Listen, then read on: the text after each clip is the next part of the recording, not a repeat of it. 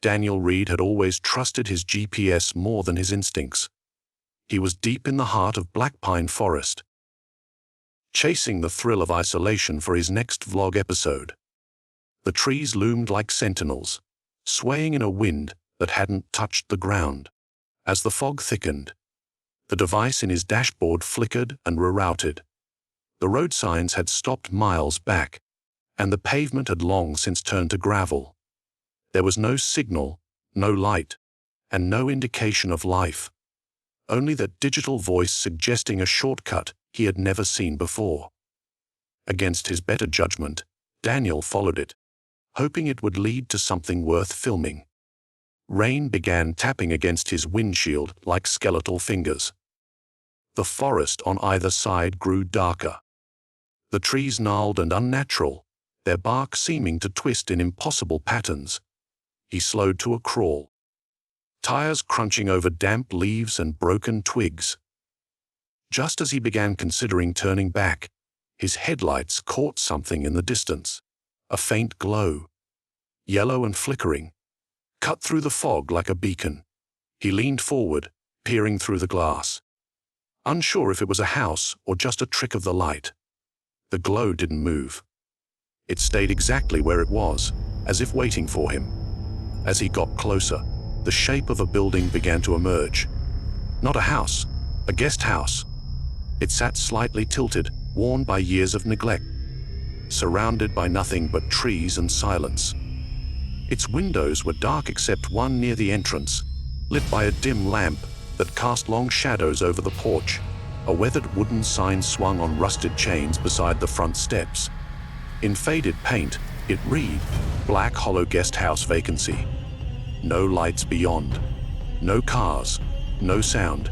It was both inviting and ominous, like a trap baited with warmth. Daniel hesitated, engine idling. Every instinct in him screamed to turn around, to drive until he saw the first sign of civilization again. But the creeping fog had ground so dense it erased the road behind him. His gas tank blinked a warning. He had little choice. Curiosity overrode caution, as it always did. He parked in front of the porch, stepping out into the rain. The cold was immediate and sharp. The forest seemed to lean in around him, the trees crowding closer as if listening. The porch creaked under his boots as he approached the door.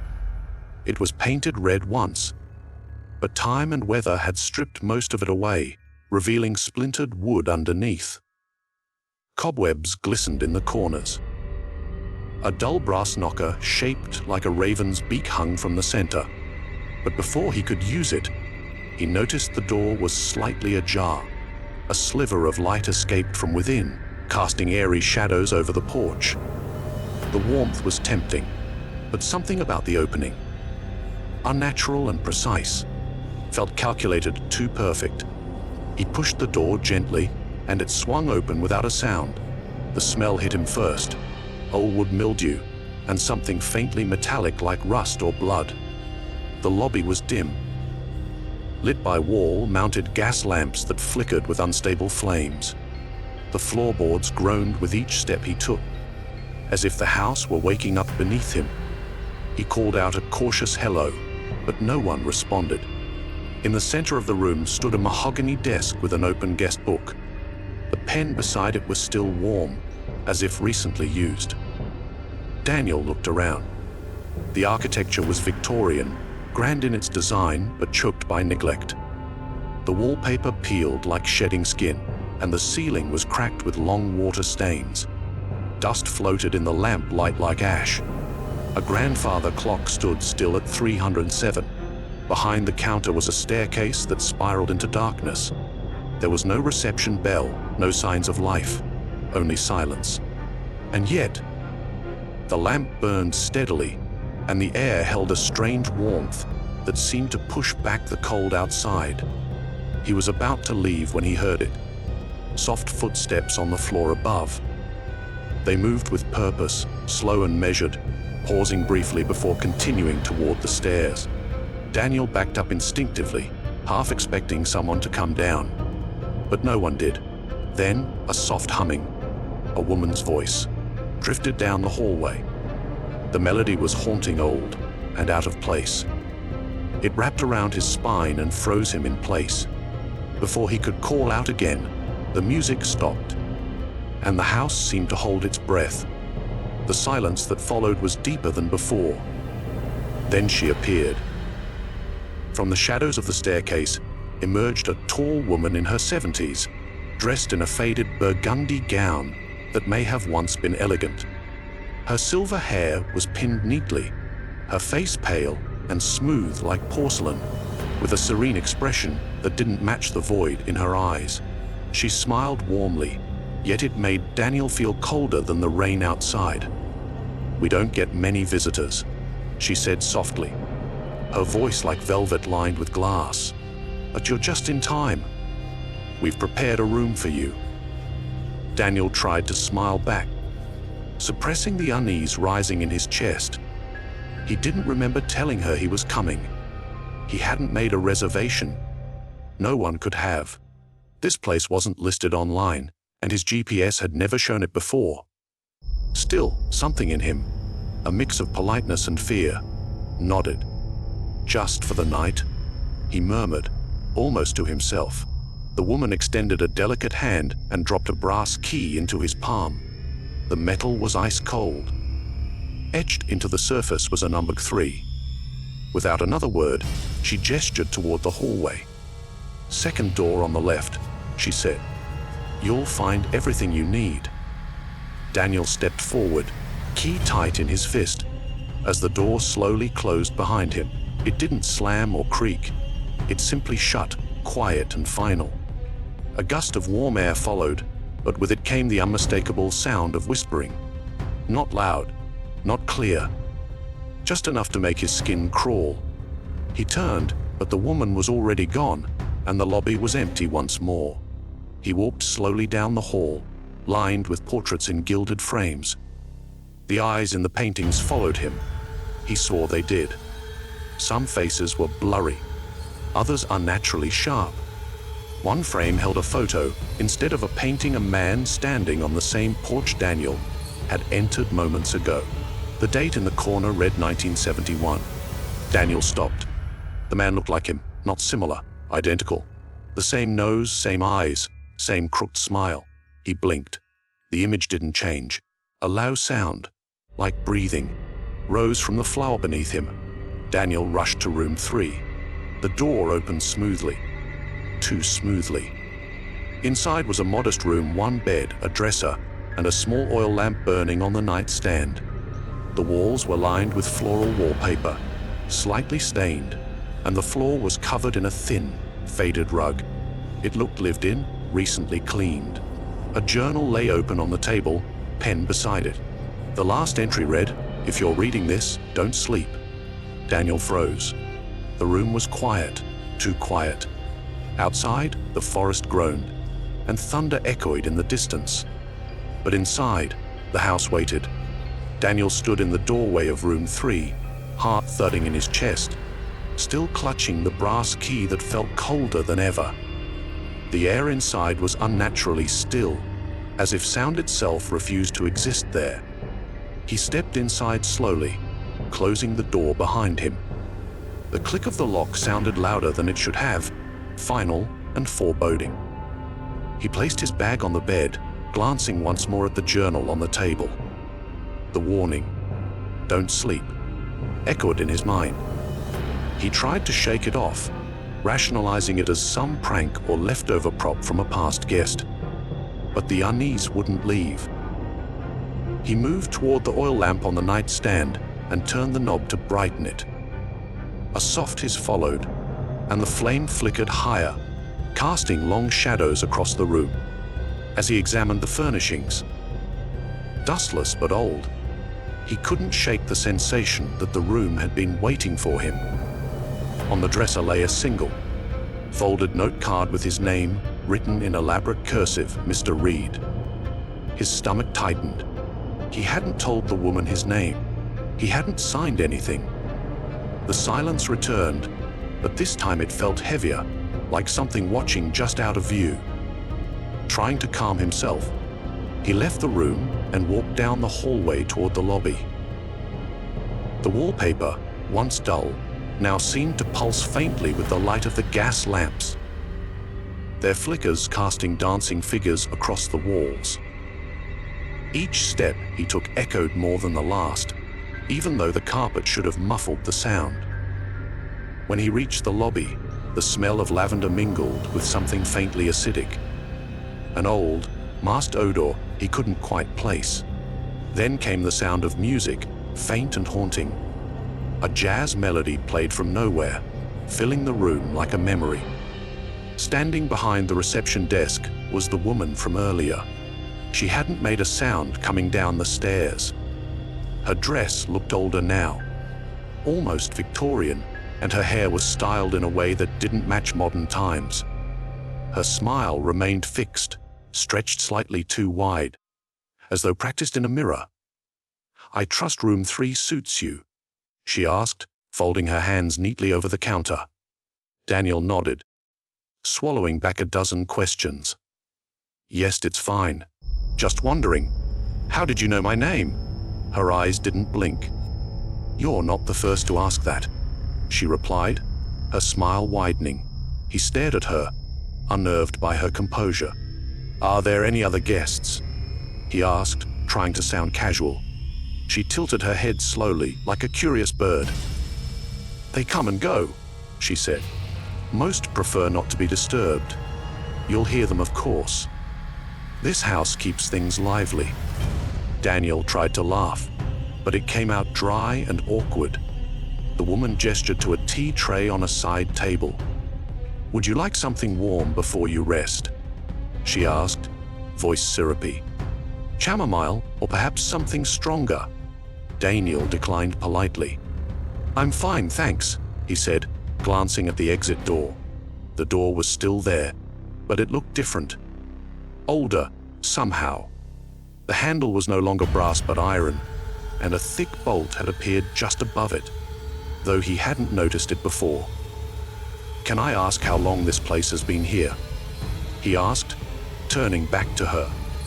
The woman stepped around the counter slowly, her shoes making no sound on the wooden floor. "Longer than the trees outside," she said, voice distant. "This land forgets quickly, but the house remembers." Her smile never wavered. Daniel shivered, though the room was warm. Her words felt rehearsed, like lines in a play. She walked past him toward the parlor, where the jazz music had grown slightly louder. A record spun on an ancient turntable, its needle moving by itself. "Would you care for a tour?" she asked without looking back. Daniel followed cautiously, compelled more by suspicion than interest. The parlor was dimly lit, filled with mismatched furniture that seemed too pristine for their age. On a small side table sat a photo album. She opened it slowly, revealing pages filled with black and white portraits. "Former guests," she said with reverence. "Some stayed longer than others." Daniel scanned the faces, some smiling, some looking terrified. Then he saw it. His own face, clear as day, in the last photo on the page. It was him, standing on the guest house porch, exactly as he had earlier that evening. His breath caught. "What is this?" he asked. "I only just arrived." She turned the page silently. More photos, more duplicates. Some with people missing parts of their faces, others completely blurred like corrupted images. "Sometimes time overlaps," she said softly. "Sometimes the house shows you who you were or who you will become." Her voice was calm, as if this were the most natural thing in the world. Daniel stepped back, a sudden rush of fear coursing through him. He hadn't taken any photos yet. This wasn't some prank or illusion. "I think I need some fresh air," he said. But as he reached for the front door, his hand passed through the handle. It was like mist, intangible and cold. He stared, heart racing, and turned to see the woman watching him from the hallway. "You've already checked in, Mr. Reed," she said gently. "There's no need to go wandering now. The house doesn't like it when guests leave too soon." Her tone was sweet, but it held weight. He backed away slowly, eyes darting to the windows. All of them now showed blackness. No trees, no moonlight, nothing. As though the house had unmoored itself from the world outside. "What is this place?" he asked, voice barely above a whisper. She stepped closer, and for the first time, the smile faded. "It's a guest house," she said plainly. "You were tired, lost. You needed a place to rest. And now you're home." Her eyes glowed faintly in the low light, like something not fully human. Daniel stumbled back toward the hallway, suddenly unsure which direction would lead to safety. As he turned the corner, the hallway had changed again. Longer now, impossibly so. The walls curved slightly inward, narrowing like the inside of a throat. Room doors lined both sides, but none were numbered anymore. Each was closed, but behind some he could hear faint noises. Crying, whispering, tapping. The voices were layered, overlapping and incoherent. He hurried back toward his room, only to find that room 3's door had vanished. In its place was a blank wall. Panic rose in his throat. He turned in every direction, trapped in a place that shifted with every step, every breath. Then, behind him, the soft tapping of shoes. He turned slowly. The woman stood at the far end of the hall, arms folded, smile returned to her face like it had never left. "Wandering already?" she called gently. "You'll lose your way, Mr. Reed. The house doesn't like that." Her shadow reached all the way to his feet, though no light source was behind her. The hallway lights dimmed. The floor seemed to ripple beneath him. Daniel realized then that this guest house was no shelter. It was a trap, and Mrs. Merriweather wasn't just a host, she was its keeper. Daniel woke with a start, drenched in sweat, though the room was icy cold. The oil lamp still flickered weakly on the nightstand, but something had changed. He sat up slowly, his breath clouding in the air, and listened. At first, there was nothing, just the hum of silence that always clung to the guest house. But then, he heard it, a faint, rhythmic tapping. Not from the window, not from the hallway. It came from beneath him, from under the floorboards. He leaned closer, straining his ears. The tapping grew louder, more deliberate, like fingernails against wood. Then came a whisper. It was soft, barely audible, but unmistakable. "Help us." Daniel froze, his skin crawling. The voice was close, right beneath him, muffled but urgent. Another voice followed, hoarse and frantic. "Room 7. Don't trust her." He scrambled off the bed, kneeling to press his ear against the floor. More whispers joined, overlapping and desperate, like a chorus of the damned.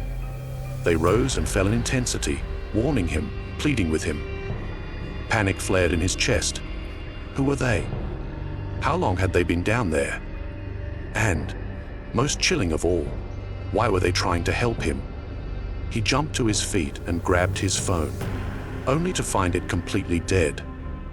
Not even the charging light flickered. He opened the door into the hallway, expecting to find darkness, but the lamps were burning brighter than before, casting an unnatural yellow hue.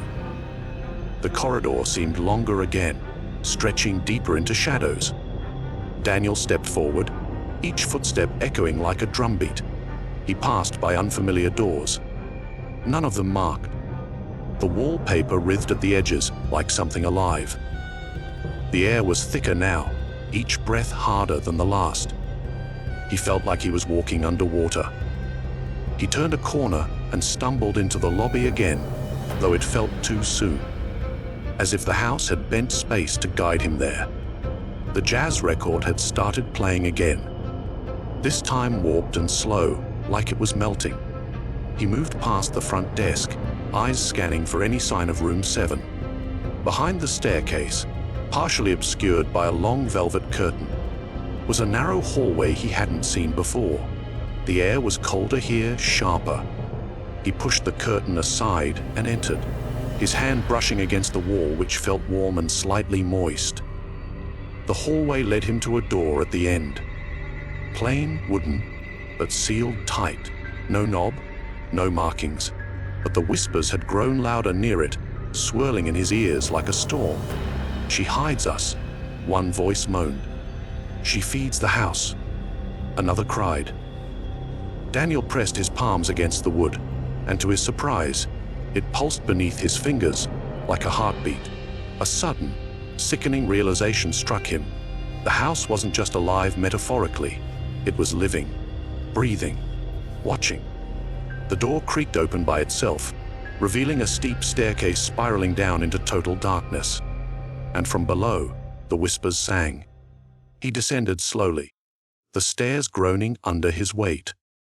The deeper he went, the colder the air became, biting and stale, like something buried for centuries.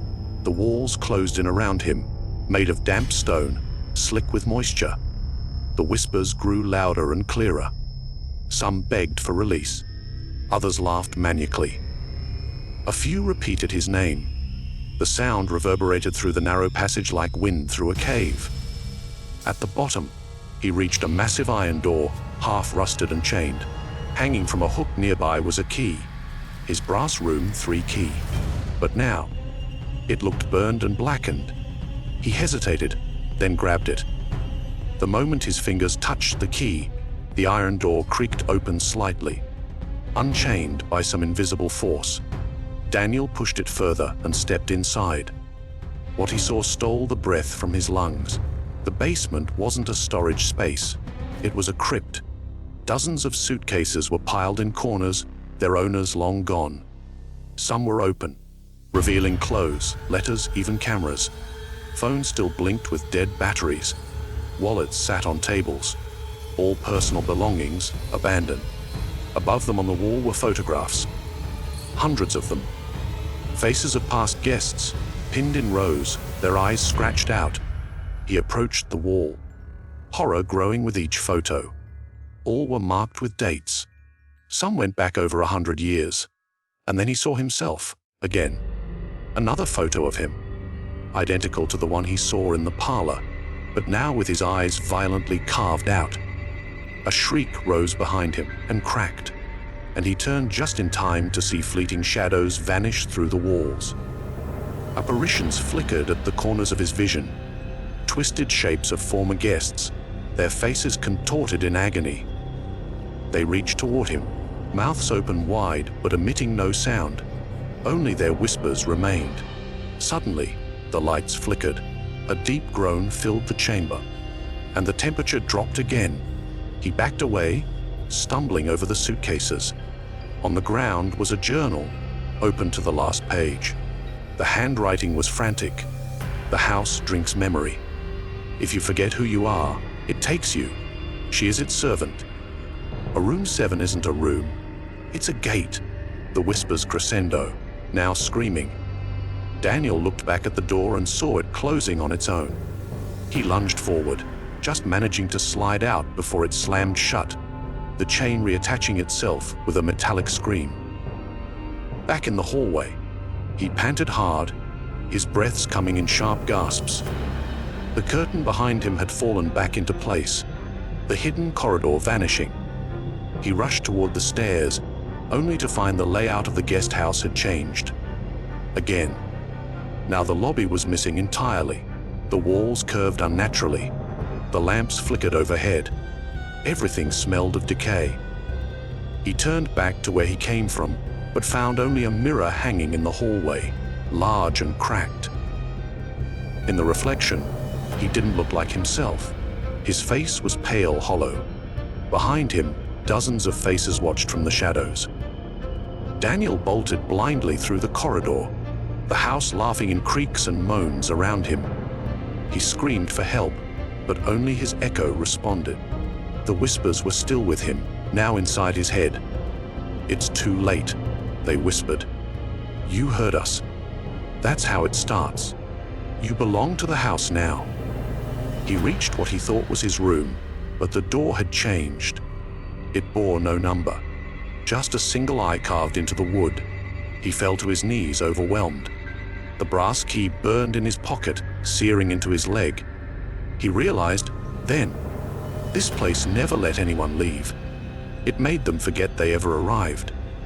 He collapsed against the wall, shivering. The whispers dulled for a moment, replaced by a low humming. The same song the woman had sung earlier. It echoed from the upper floors like a lullaby. Daniel understood now that Mrs. Merriweather wasn't just a caretaker. She was the house's voice, its memory keeper. He was a memory now too, a whisper in the walls. The floor beneath him pulsed again, and the final voice came softly, from below. "Welcome to room 7. Daniel staggered through the winding corridor, heart hammering against his ribs as the hallway seemed to stretch with every step. The guest house was changing again. Walls warped inward, door frames shifted places, and the familiar path to room 3 had vanished entirely. He clung to the railing of a narrow staircase that hadn't been there before, leading down into the belly of the building. The whispers had quieted, replaced by a thick, pressing silence that made his ears ring. He descended slowly, unsure if the stairs would ever end. Each step felt colder than the last, until he reached a rusted iron door with a heavy latch. The door opened with a reluctant groan, revealing a sprawling, dimly lit basement. This place felt untouched by time, the air thick with dust and decay. Cobwebs clung to every surface.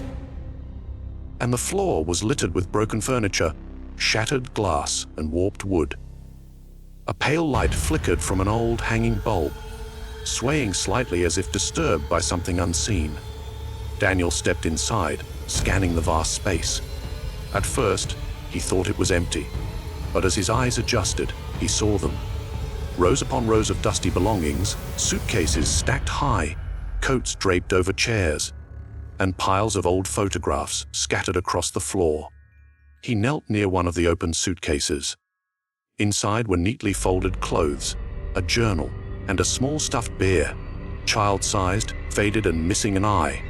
The journal's first page was dated 1952. He opened another suitcase nearby and found similar contents, personal items frozen in time.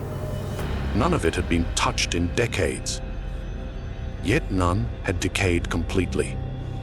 It was as if the house had preserved these remnants of lives that had been swallowed whole. The deeper he looked, the more his skin crawled. These weren't just lost items. They were abandoned identities, all left behind by those who never left. Along one of the basement's stone walls was a display. Horrific collection of guest photos, arranged like a shrine. They were pinned with rusted nails in neat rows, names scrawled beneath in faded ink. Daniel moved closer, stomach tightening. Every face looked eerily familiar, some smiling, some mid-expression. None of them had eyes. They had been scratched out, clawed, or burned away, leaving only soulless faces staring back at him. His heart dropped when he found his own picture again. Identical to the others, but freshly placed. His eyes had also been removed.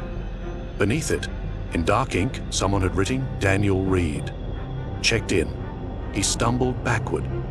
A breath caught in his throat, knocking over a box filled with what looked like old keys. They clattered loudly, echoing through the space like gunshots. The sound triggered movement. A flicker in the shadows. Ghostly figures emerged, barely more than outlines. Shifting silhouettes of the lost. They shimmered like heat waves, their features blurred, indistinct. Yet Daniel could feel their pain radiating in the air around him. Some reached out, arms trembling, mouths open in silent screams. Their voices were gone, but the energy they carried, grief, terror, pleading, was undeniable. These were the guests who'd been forgotten, consumed by the house. One of the phantoms came close. A man in a Bellops uniform, perhaps from the 1920s. His lips moved, repeating the same phrase over and over. Daniel leaned in, trying to read it. Memory feeds it. Forget, and it keeps you. Another figure stepped forward. A young woman clutching a wedding veil stained in suit. Her eyes wept black tears. She pointed to a corner of the room where something glowed faintly. Daniel followed her gesture and discovered a small, wooden box, locked shut. Carved into the lid were symbols, ones he couldn't understand, but instinctively feared. He reached out slowly and touched it. The box was warm to the touch, humming faintly with energy. When he lifted the lid, a low moan reverberated through the basement.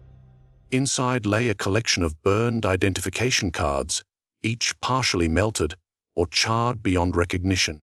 A few were intact enough to read.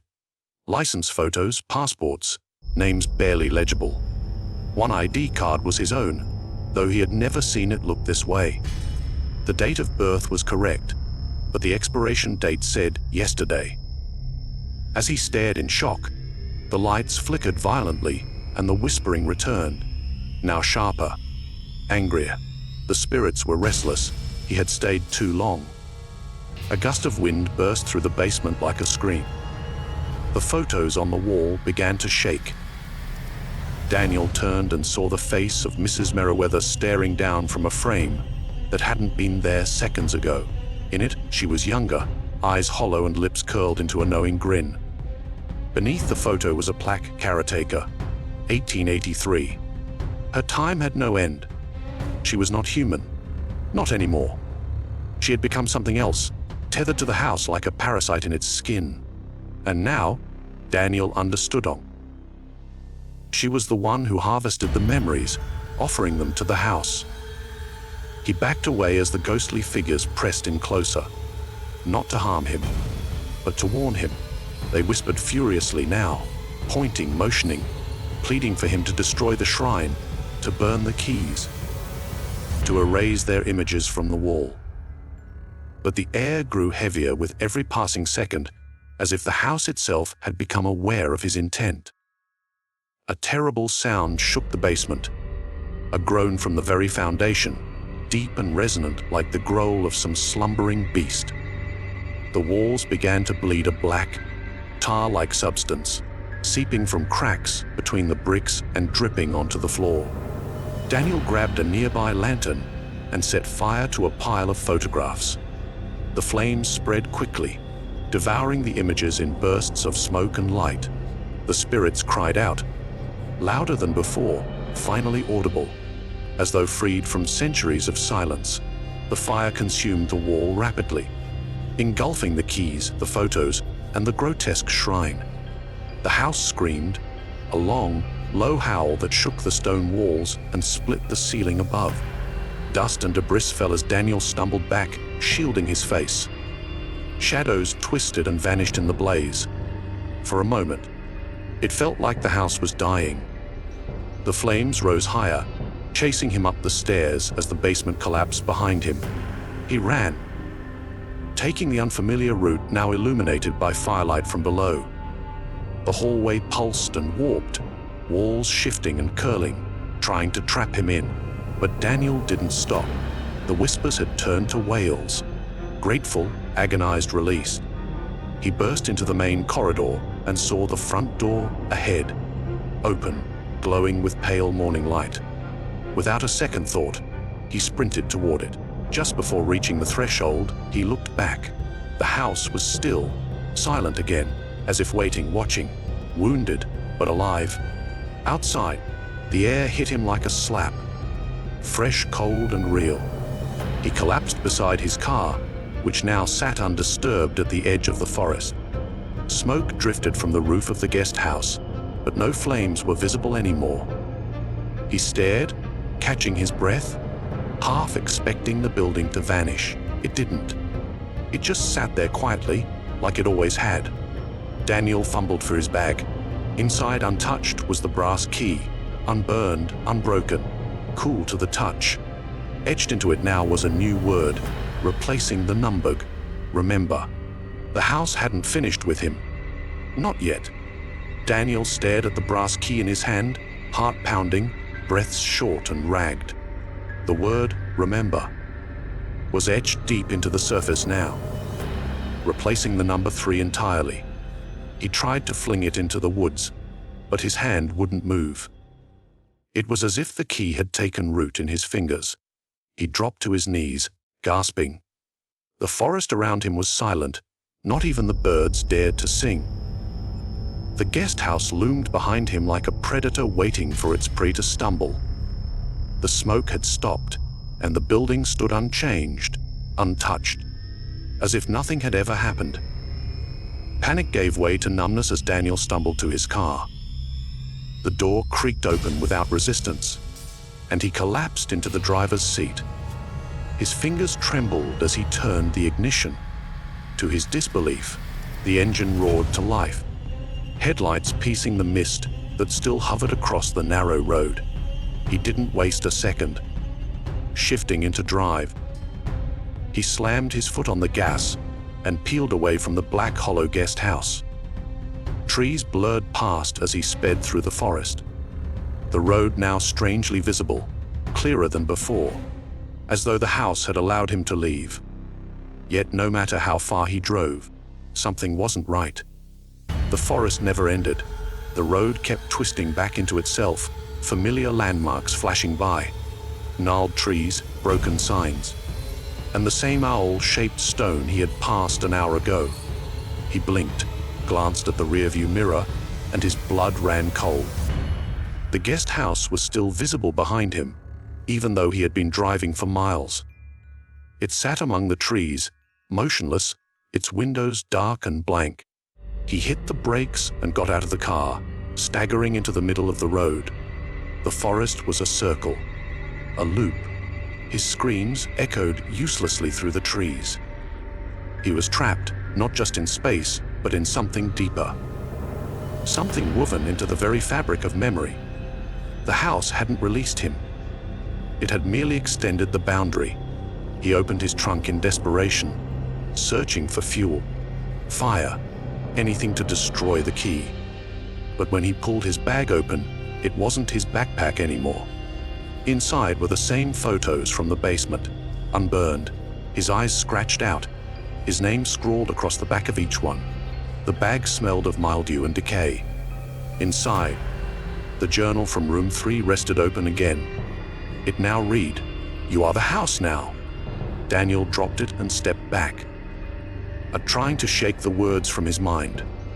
He clutched the key and stared down the endless road, then looked again at the forest. There was no choice left. He turned from the car and began walking back, toward the house. Not because he wanted to, because something inside compelled him. Each step grew heavier, like wading through wet cement. The shadows between the trees moved, sliding along his path like tendrils. Whispers returned, coiling in his ears. "We remember. You must finish what you started."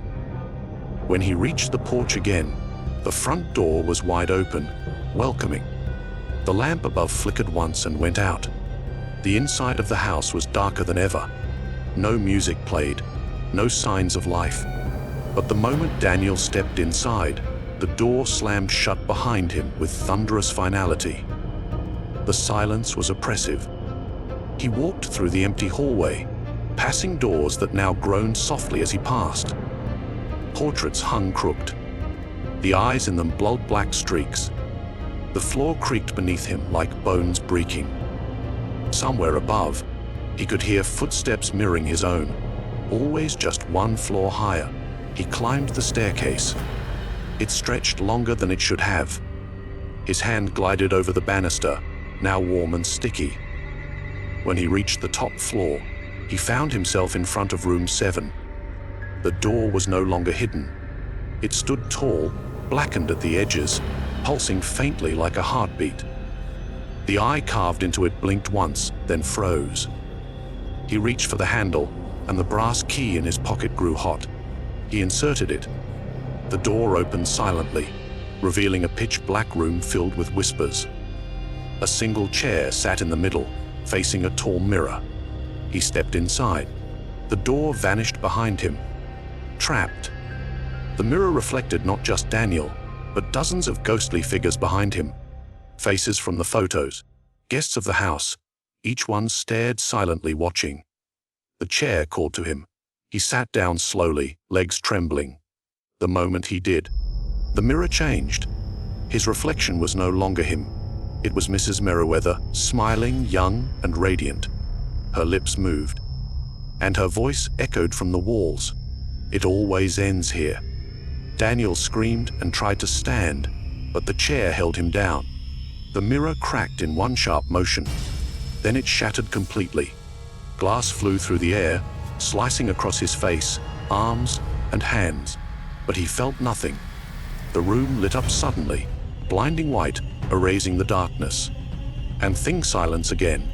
When Daniel opened his eyes, he was standing behind the front desk. The lobby was pristine. The gas lamps burned gently. The grandfather clock ticked softly. 3007. His hands were clean. The journal was blank. Behind him, a bell rang. The front door creaked open. A young couple stood on the porch, dripping from the rain. "Hello," Hare called. Without thinking, Daniel smiled. Calm, polite, welcoming. "We've been expecting you," he said softly. The couple stepped inside, looking around. Daniel's body moved on its own, walking toward the brass key rack. Keys gleamed, neatly arranged. His fingers paused over one room 3. He handed it over. The man thanked him, not noticing Daniel's empty eyes, not hearing the whispers start again. As the couple disappeared down the hallway, Daniel turned to face the mirror behind the counter. His reflection didn't blink. Mrs. Merriweather stood beside him in the glass, her hand resting on his shoulder. "Only in the mirror." "Check-in is forever," she whispered. Daniel nodded. The house was alive again. And now, so was he. Outside, the sign swung gently in the wing Black Hollow Guest House vacancy. The light above the porch flickered back on. Rain fell harder. Deep within the walls, a soft hum returned. The whispers resumed their endless chant, and beneath the floorboards, new voices began to stir. Another guest had arrived. Another memory was ready to be taken. Because here, at Black Hollow, there was no check-out, only eternity.